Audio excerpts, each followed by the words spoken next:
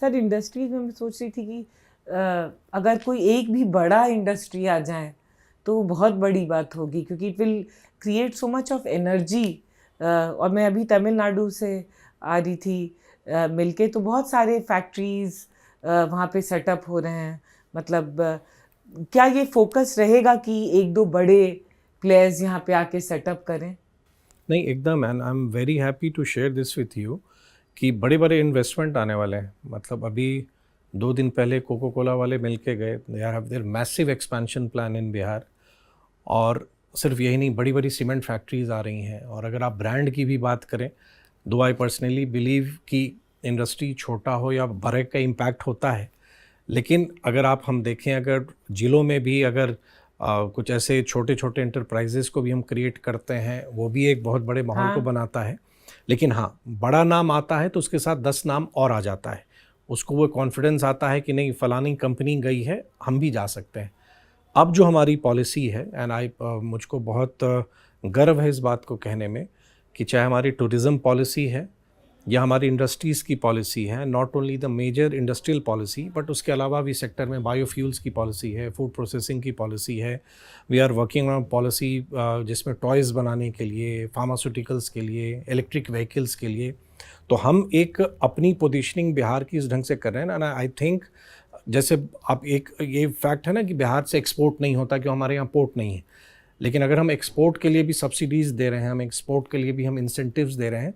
अब मैं मानता हूं कि as a policy infrastructure Bihar में अब कोई बॉटलनेक नहीं है। आपको सिर्फ एक अपनी इच्छा बनानी है कि नहीं, मुझको अब जाना है। और बिहार के जो एडवांटेज है, चाहे हमारा ह्यूमन रिसोर्स कहिए या वाटर अवेलेबिलिटी कहिए या हमारी सॉइल की बात कहिए, तो I think it's advantage Bihar. तो आने वाला समय, जो मैंने प्रारंभ में भी कहा, और जो हमारा लोकेशन है, मतलब आप पूरे ईस्ट को, अगर ईस्ट इंडिया, अगर हमारा पूर्वी भारत, हमारा ईस्टर्न इंडिया अगर बढ़ता है तो बिहार उसमें एक बहुत बड़ी भूमिका निभा सकता है। आईटी भी अगर कह लीजिए, मतलब अब उन रीजंस को अगर हम जाएं कि हम क्यों नहीं पहले कर पाए, मैं उसकी चर्चा नहीं करूंगा।